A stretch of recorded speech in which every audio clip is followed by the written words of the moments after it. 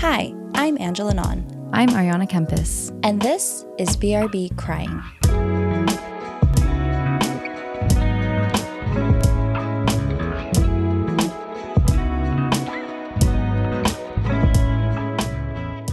Hello, everyone, and welcome back to BRB Crying, A podcast hosted by two 30-something teenagers who talk about what made them cry. I'm Ariana, also known as Arns. And I'm Angela, also known as Nins. And that's our show. And that's it. And that's it. Thank you for joining. We are here to, you know that ick that you have about people crying on the internet? We dismantle that. We do that through exposure therapy. We just do it every week. We cry on the internet. Yes. Until our listeners realize that crying is actually great. No, they get through 100 episodes and they're like, I'm not convinced. You know what is so funny to me? The people that have been listening to our episodes, we talked about this. We've been getting some really, really sweet messages from our listeners who have been enjoying our content. And every once in a while, we'll get a message that's like, I was listening to your episode in the car and I started crying that I had to fucking turn it off. I was like, I'm not listening to this right now. It's always like, I had to turn it off. And we're like, but why? Did you even listen to the first episode? Yeah. So... Have you been? Honestly, today was complete shit. Okay. Yeah. Okay. Yeah, it was from the get-go.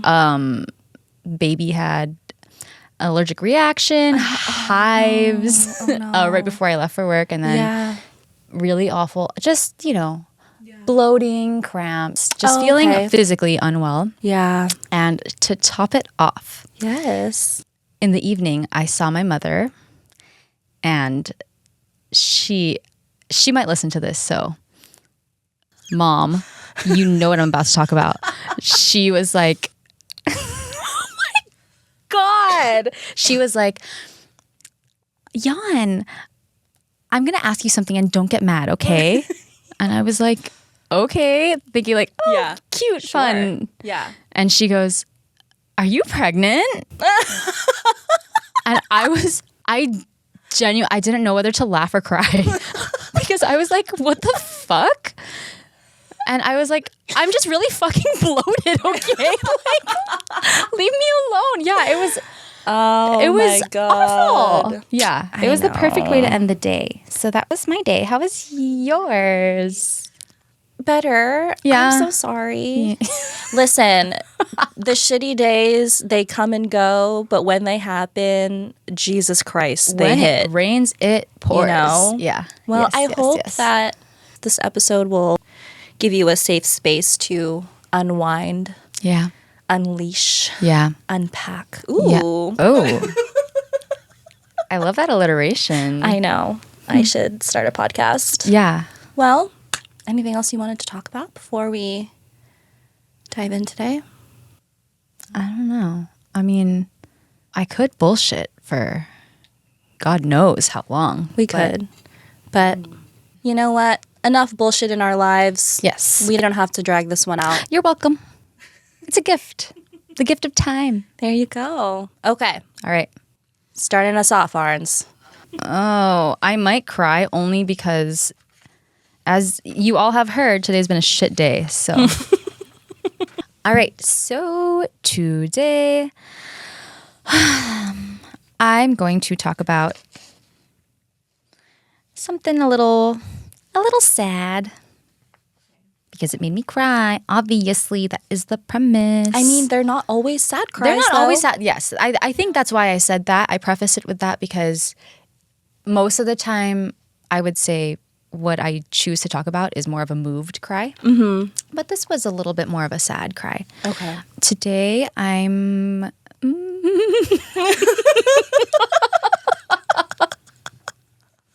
I'm just going to preemptively give you some of these. Tissues. Don't say that. Okay. Don't you dare. When people say, oh my God. today I'm talking. This is crazy. I was going to say I think my cry level was a 4, but maybe that's not true. Today I'm going to...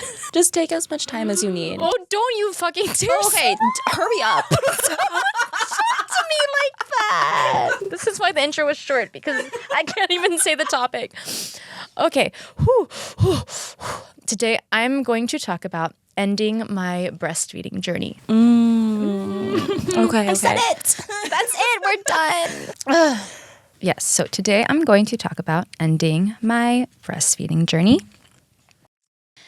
And that sounds very specific, but I think it is also, for me, it was a lesson in feeling sadness and gratitude at the same time, and then also learning to let go. So, as I mentioned, cry level 3 or 4, but sustained cry. So I cried many times over the past few weeks about this. So maybe that bumps it up, maybe quantity, you know? Ooh. So some context. Context. So even before I got pregnant, I always knew that I really wanted to breastfeed. I had watched my sister breastfeed both of her kids, and I wanted to experience that feeling of physically nourishing a body outside of my own. So we didn't get pregnant right away, and during that whole process, I felt a lot of betrayal. I guess I should say, since we didn't get pregnant right away, I felt really betrayed by my body. That whole time we were trying, I was like, why are you not working the way you should be working? Mm-hmm. And so I think because of that, I just kind of assumed that I would have a hard time breastfeeding. I just assumed that because getting pregnant wasn't instantaneous, breastfeeding was just, I wasn't going to have milk, or I couldn't even fathom the idea of like, oh my God, milk coming out of me? Like that doesn't, I can't imagine my body being able to do that. Mm-hmm. And so when I was able to, it was really a miracle that I would marvel at almost every day. Like, oh my God, I can't believe I get to do this. This is what I wanted. I didn't really have problems. So this is not to say that it wasn't challenging, because it was so hard. I mean, I can totally see why it's so easy to, after you start trying and then it doesn't work out, to just be like, dude, fuck this, because this is really fucking hard. And even throughout that whole time, I got like mastitis a lot, and I had the clogged ducts. So it really physically painful. But I think overall, it was such a fulfilling experience for me to have set my sights on that, and then to have actually been able to do it. So I exclusively breastfed for 9 months. And for those of you tuning in, that means that I did not pump milk out and give my baby a bottle. For 9 months, I literally woke up every 2.5 hours, 3 hours, and breastfed her. And so it was exhausting. But again, I kept marveling like, wow, I can't believe I got to do this. Mm-hmm. And so it felt worth it to me. And also, this is an aside, but we're not super busty here. And so that was a huge physical change too. You're physically changed in every sense. Oh my God. Yeah. Yeah.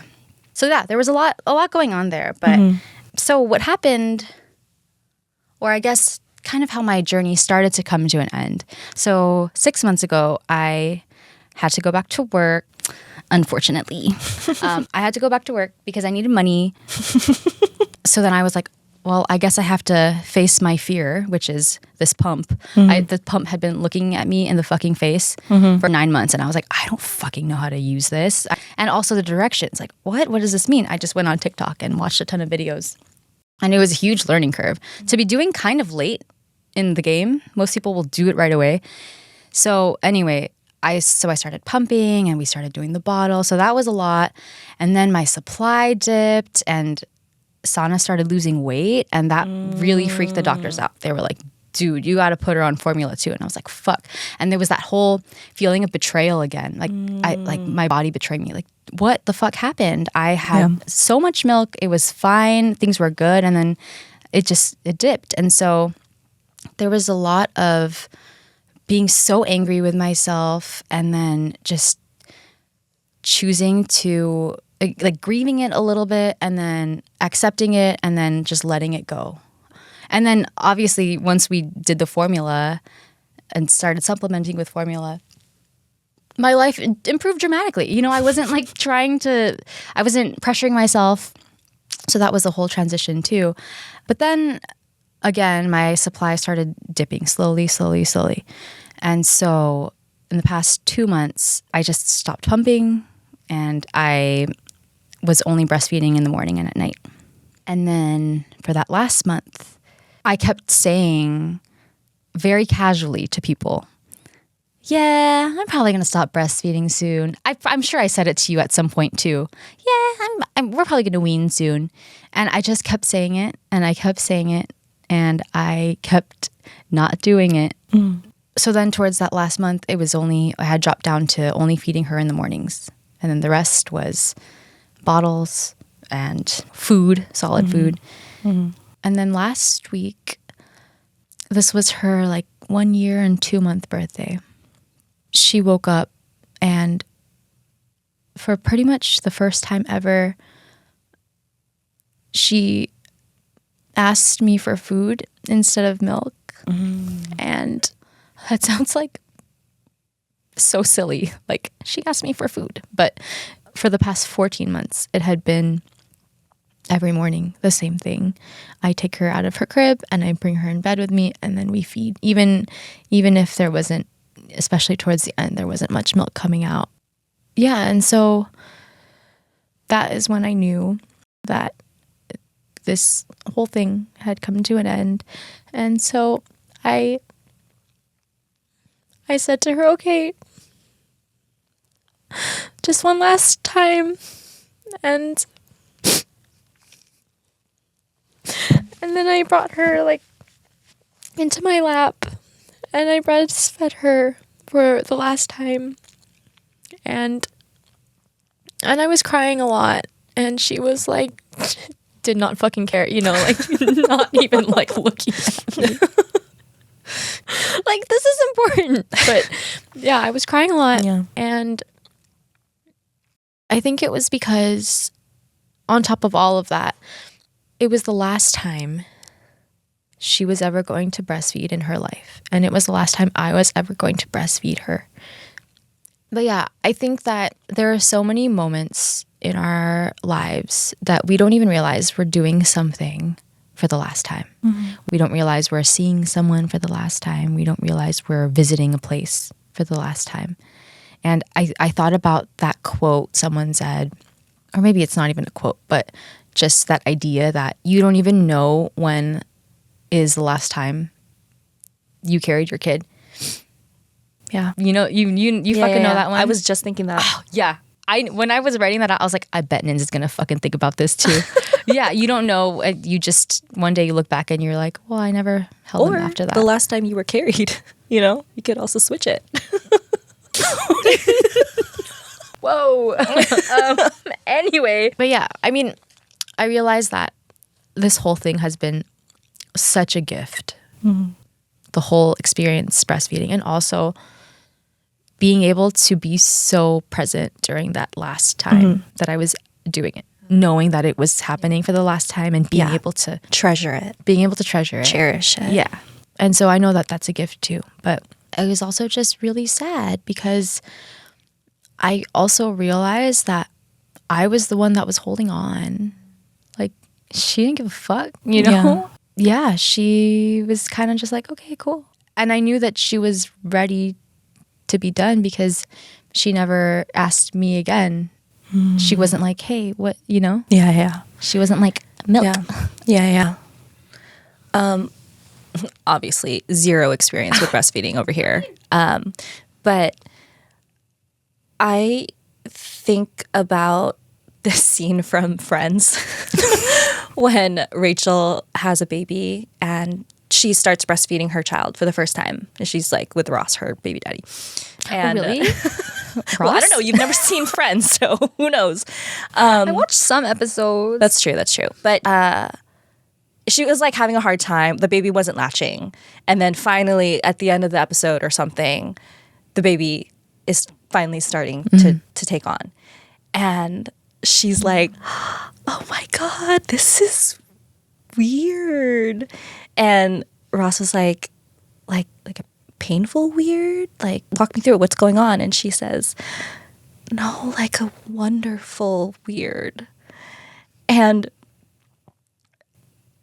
I guess I also just want to say that there are a lot of mothers in my life that have had different journeys with breastfeeding. And so absolutely, like, there is no one right way to go about this. And no shame at all to anyone who couldn't do it. Absolutely. But I totally understand why this was a monumental thing for you, because for 2 years of your life, you have thought of nothing but being a mother for this beautiful angel, right? And the act of carrying her in your womb and then giving her life and then literally having your body physically nourish her, I'm sure in your mind that was like, this act is equated to, this is how much I fucking love you. Mm-hmm. This is a physical representation of what I would do for you. Mm-hmm. And maybe your brain is now scrambling like, how else do I show you? Oh, totally. How else do I show you? Yeah. And she knows. You know what I mean? Like, obviously, I don't know what it's like. But think about how many other milestones are up ahead, you know? Yeah. I mean, you're doing such a wonderful job. And I'm so glad, like you were saying, it's like you're so aware of every moment and how precious it is. Yeah. You're just holding it in your heart. Yeah. And it made me think about how breastfeeding is not a universal experience, right? Mm-hmm. But I think what is a universal experience is going through something and knowing that it's time to move forward. Yeah. And then actually getting to the point where you do the thing. Because getting to that point, it felt impossible. Like, oh my God, I can't believe I can't fathom a world in which this is not my reality. Yeah. Or like we become so attached. Yes. Yeah. How could I possibly change? Who will I be without this? Yeah. And I think it could be a lot of different things. It could be something difficult that you're going through. Or just any sort of marker of the end of a chapter. Yeah. Or something that I thought about. It was a weird realization where I was like, I've felt this way before. And it's when I go on a trip and I'm leaving, and this is especially true when I visit family in the Philippines, I get so emotional when I'm about to go because I'm like, it feels serendipitous. I'm here at this moment. I was meant to be here, to be surrounded by these people, and this has never happened before, and it's never going to happen again, like exactly as it's happening like right now. And it's like a grief that overwhelms me, and like a nostalgia, even though I'm still there in the moment. Yeah. And that's kind of what this felt like, just like amplified. For sure. But yeah, so there was just so many feelings. Like I knew that on the other side of this breastfeeding journey would be contentment and honestly relief. But there was just so much sadness and like a longing. And even though I'm now at the point where I do feel content, I do feel relief, I think a part of me will always live in that moment. I don't think I will ever fully move on from it. And I think that that's okay. I don't think we necessarily have to always like move on completely from these things. I think that a part of me almost wants to, just a small part of me, linger there for the rest of my life because I want to be able to feel it in my body again. Like what that felt like to do that hard thing and then to let it go. Yeah. And I think that that's okay. Yeah, absolutely. Motherhood is so complex. And I'm sure that some mother out there is listening to this and being like, damn, she fucking gets it. Yeah. And even if you're not a mom and you're listening and you're doing a hard thing, or if you're letting go of something, I know how that feels. And it might seem like you don't know how to exist without that thing, or maybe even without that person. But the version of you who you're meant to grow into is on the other side of that whenever you're ready.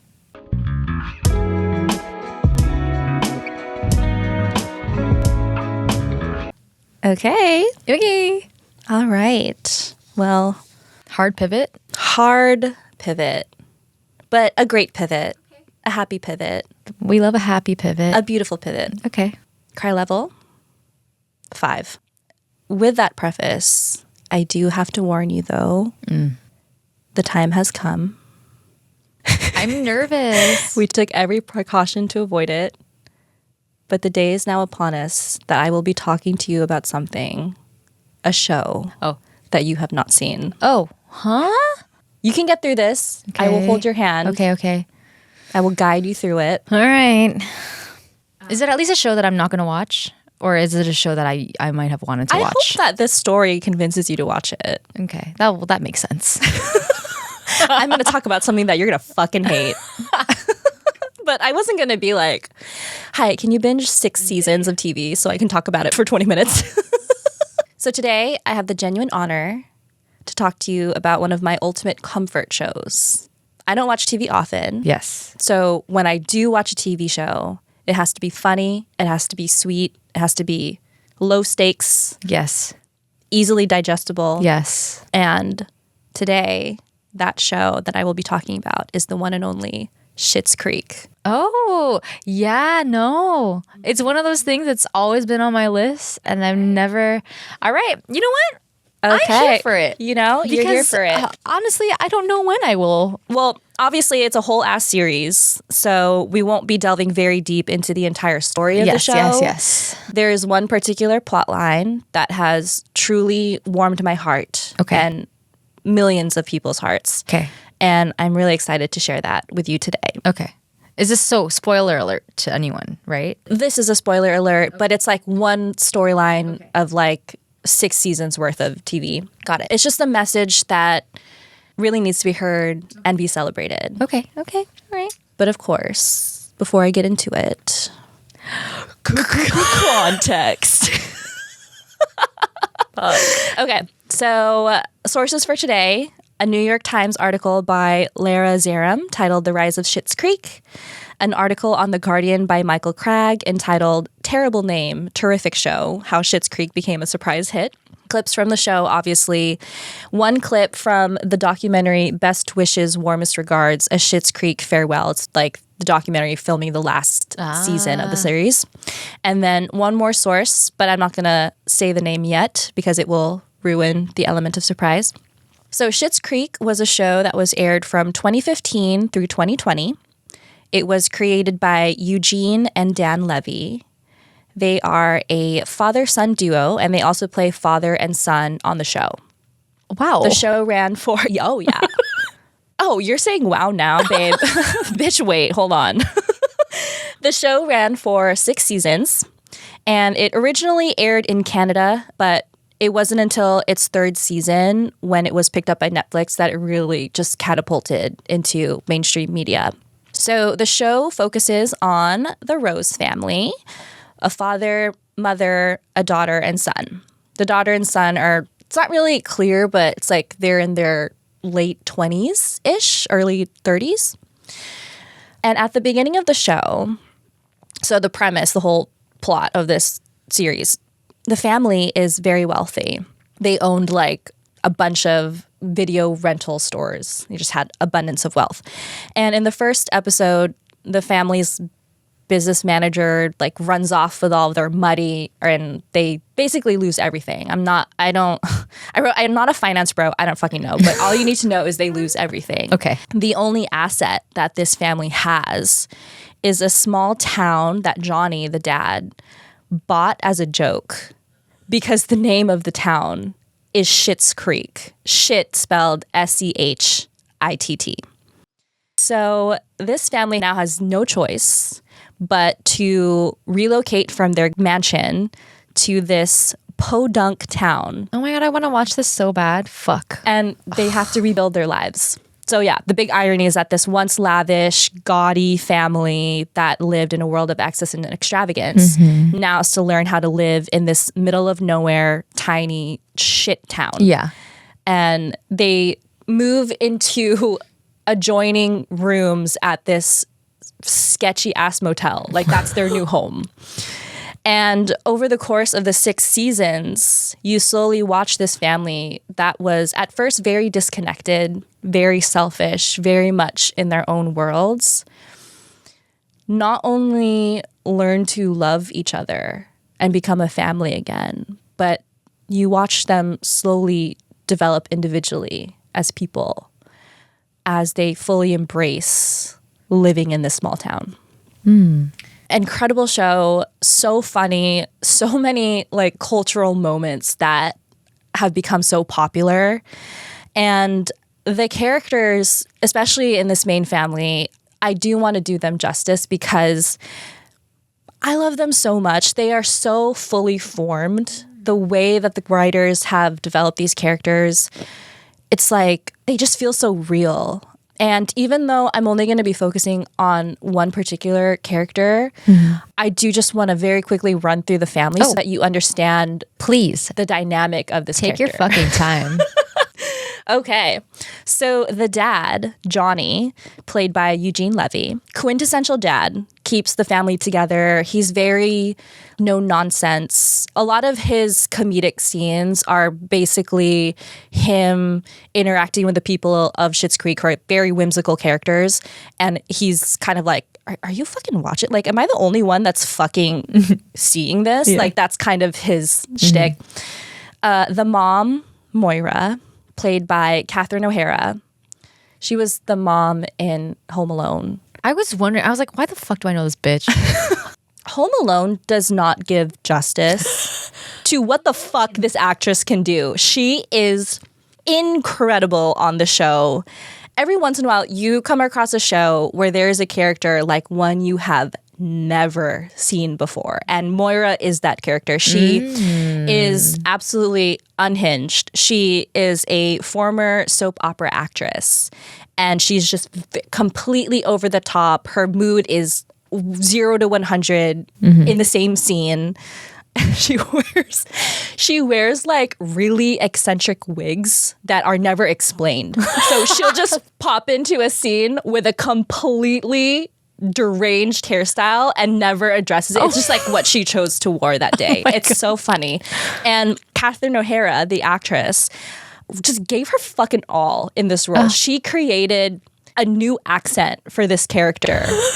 The Guardian article describes it as a mid-Atlantic meets vaguely European patois in which arcane words such as confabulate and pettifogging are stretched and strangled with gleeful relish. She's incredible. She's just so entertaining. And then Alexis, the daughter, is your typical spoiled, rich valley girl, super self-absorbed, lots of like vocal fry and just a lot of like hand movements. But her growth throughout the show, I could spend an entire episode on her. I love her so much. Yeah. It's always those characters. I know. With the fucking best arcs. Yeah. She has a great arc. But today I'm actually going to be talking about David. Okay. Who is played, again, by Dan Levy. And he is the co-creator of the show. So David's character is very snobbish. He has very expensive taste. So obviously just very funny watching him navigate this rural town that doesn't really have an emphasis on culture and the arts. So now that we have some context on the show and its characters, again, the story that I'm focusing on specifically is David's story. And from the beginning, despite David's snobbishness and elitism, I think you can tell that David is a character who has a lot of insecurities and is still learning to understand and love himself and figure out his purpose in life and where he belongs. Aren't we all? I also think it's safe to assume that Dan Levy, the actor and creator, probably modeled the character somewhat after himself, or maybe a younger version of himself. So in season 1, David describes his sexuality using wine as a metaphor. And this scene has become one of the more iconic scenes from the show because it's done so succinctly and so respectfully. The storyline, very minor storyline, is he hooks up with his best friend, his girl best friend. Like they had like a drunken night and they hook up. And this woman named Stevie, the day after, they're grocery shopping and she's kind of confused. And in this grocery store, she like picks up this bottle of wine and she's like, hey, so I only drink red wine. And up until last night, I thought that you too only drank red wine. And David's response, like it's just such an iconic line. And he says, I do drink red wine, but I also drink white wine. And I've been known to sample the occasional rosé. And a couple summers back, I tried a Merlot that used to be a Chardonnay, which got a bit complicated. I like the wine and not the label. Does that make sense? And that was season 1. And I think that really just set the standard for how the show was going to uphold the LGBTQ community. It was just such a great way to introduce this community in this world. So in season 4, David begins a romantic relationship with his business partner. He opens up this like high-end boutique apothecary shop, and he finds a business partner to help him open up the shop. This guy named Patrick, played by Noah Reid, and they eventually fall in love. Like I said, the way that this show represents the LGBTQ community and LGBTQ relationships is just one of the many beautiful aspects that have come out of the show, and something that I really want to honor for today's episode. Because in a lot of the media that we consume, LGBTQ representation can go one of two ways. It's either a really tragic story filled with, overcoming homophobia, or it's caricatured and it's passed off as nothing more than comic relief. But what this show does so beautifully is it normalizes these relationships and provides such safety and care while completely eliminating any feelings of other. When you think of Schitt's Creek, this very rural and underdeveloped town full of what you would assume to be simpletons, it's easy to assume also that this would be a very conservative place that would ostracize someone like David.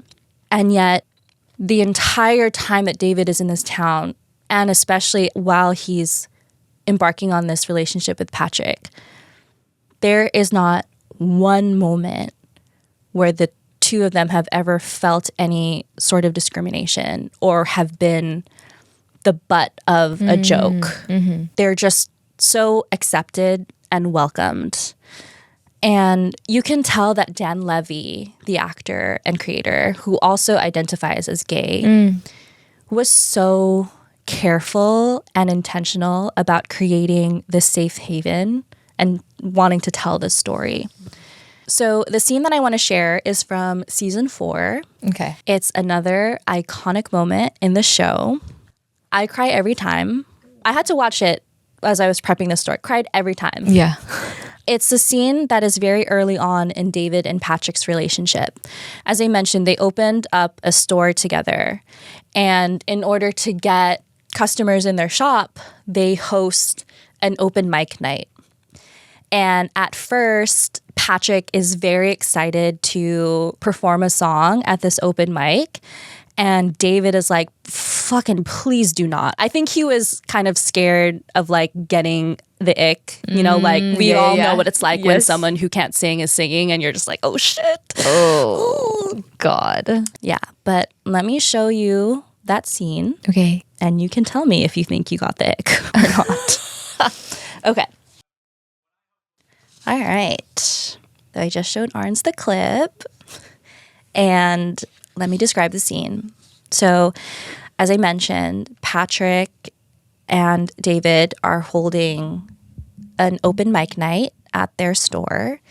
And Patrick is about to perform his song.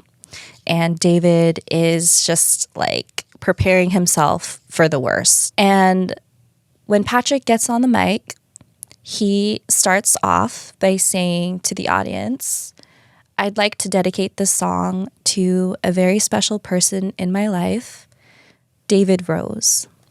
And then he plays the most beautiful acoustic cover of Tina Turner's Simply the Best. And as he's performing, you see David's facial expressions throughout. And at the very beginning, what starts off as fear and embarrassment for what he's anticipating to be an awful performance very quickly turns into this realization of, oh my God, like this guy is publicly declaring to this whole town how he feels about me. You see David soften and kind of marvel at the idea of someone wanting to shout from the rooftops how special he is. Simply the best. I think that we see a lot of these grandiose gestures in rom-coms dedicated to cisgendered couples all the time. And just not too long ago, we could have never fathomed seeing something in as mainstream of a show as Schitt's Creek that would depict this happening to a gay couple. And I can just imagine how powerful the scene was to the LGBTQ community to show this love in a way that was both so beautiful, but also so normal. I think that as allies of the LGBTQ community, as much as we want to show our support and advocate for equality, we will never really understand what it's like to feel scared to show the world who you are and hope that you are still loved and accepted for it. This show has just provided such a safe space for this community and gives us a blueprint for how things should be. Mm-hmm. I am just really grateful for storytellers like Dan Levy for offering places that we can escape to and feel safe in, especially during times like these where the world it just feels so shitty. And Shitty. ooh, I didn't do that on purpose. But yeah, like real life is just so fucking hard. Yeah. And I'm just grateful that we have shows like Schitt's Creek that give us that safe reprieve from it all. Yeah.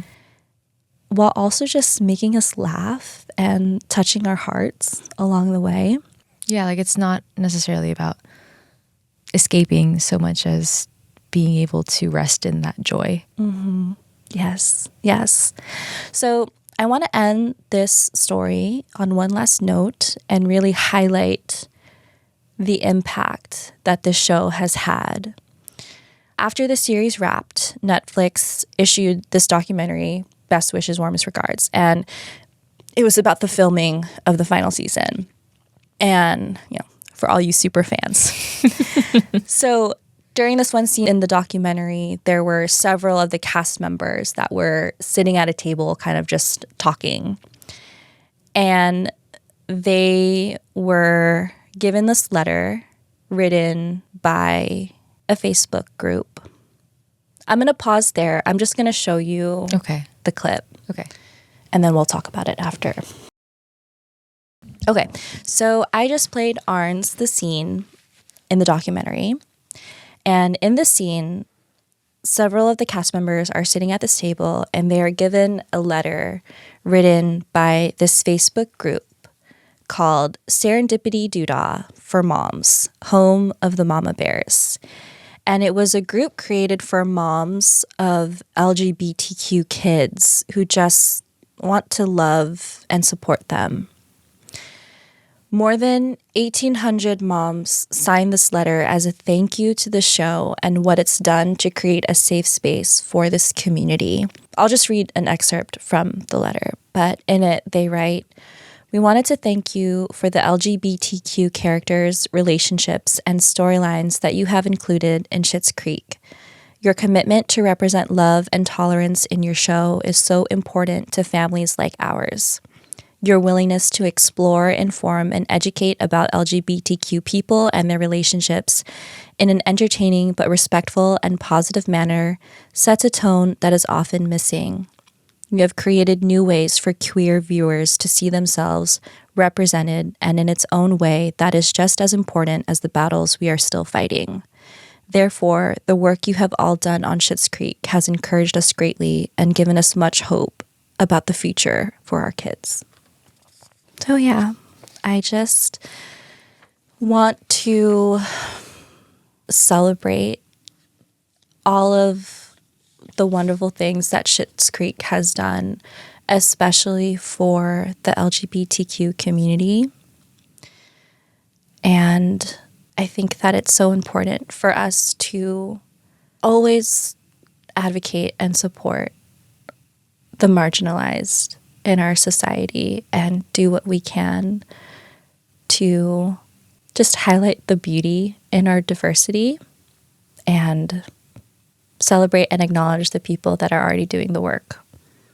Yeah, I've never watched it. I do really, especially now after watching those clips, I really want to watch it. But I think it's so true that it's only in the past few years where I feel like even within my own repertoire of content that I consume, I only started normalizing watching gay couples on screen. Mm-hmm. If I'm going to call myself an ally, what better way to start than by normalizing? Right. I love that the moms, those mama bears, mention that how it's a battle in itself, but one that is so important. Yeah. In the New York Times article, I don't have the exact quote on me, so I'll have to paraphrase, but Dan Levy was saying that it was an intentional choice to not even acknowledge homophobia because by not naming it, you don't allow for it to even exist. Mm-hmm. It was a very refreshing angle. Yeah. There's several ways that we can tell these stories. Yeah. I love that.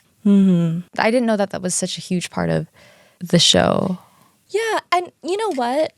It is a huge part of the show, but when you are so absorbed in the storyline, it doesn't feel forced. Yeah. And I think that Dan Levy just really put his whole fucking heart and soul into this show. And he was probably finding inspiration from what he knows, obviously. And so I don't necessarily know, and this is me just speculating, but I don't necessarily know that he even made a conscious choice to say this show is really going to tackle LGBTQ representation. I think it just came naturally. Yeah. It was just so part of his whole identity that it just naturally became part of the show and was just done so beautifully. Yeah. And what a wonderful thing. Wow. Thank you for sharing that. Yeah. I hope that this has inspired you to pick it up if you haven't already. Yeah. Or just allowed us to reminisce together about a scene that fucking just gets at me every fucking time. Simply the best. Happy Pride. Happy Pride. All right, that is our show. That is our show. For this week. Yeah, that's our show. A little sad. A little shitty. Episode title? Ooh, maybe. Yeah. Well, as always, for those of you who have sat through it all, powered through this with us, we appreciate you. Our crybabies. Thank you for listening, our crybabies. And maybe you haven't breastfed. Maybe you don't identify as part of the LGBTQ community, but hopefully you can relate to these feelings. Behind every story that we talk about is really just universal experiences that we can all relate to in some way or another. Yeah. And we just really appreciate all of you that sit here with us and allow us to explore that further and giggle and swear hee hee ha ha along the way. Giggle and swear. That could have been in an alternate universe, the name of our pod. But then what about crying? Oh, yeah. Fuck. Too late now. Too late now. We have the artwork. Yeah. Shout out to Allie. Yep. All right. Wrap this shit up. All Let's right. go. I guess I'll fucking wrap it up. Well, again, thank you for joining us. If you feel so moved to, please rate, review, and subscribe. I would say the ratings and the reviews are not just helpful. Our goal here is really to help us connect to the people who want or need to hear these things. And so, if we made you laugh, why not fucking give us 5 stars? It takes 5 seconds, babe. Yeah. Trust me, I've done it. 5 seconds for 5 stars. Yeah. Yeah. So if you want to send us a little story about something that made you cry, or you want to share something that you think would make us cry, you can email us at hello@brbcryingpodcast.com. You can visit us and submit a form at brbcryingpodcast.com. And we are brbcrying.podcast on all socials. Beautifully said. Thanks. I've been practicing. Gets better and better each time. Oh. We'll do it again in the next episode. Don't you worry. We will do it again because we will be back. But until then, BRB crying.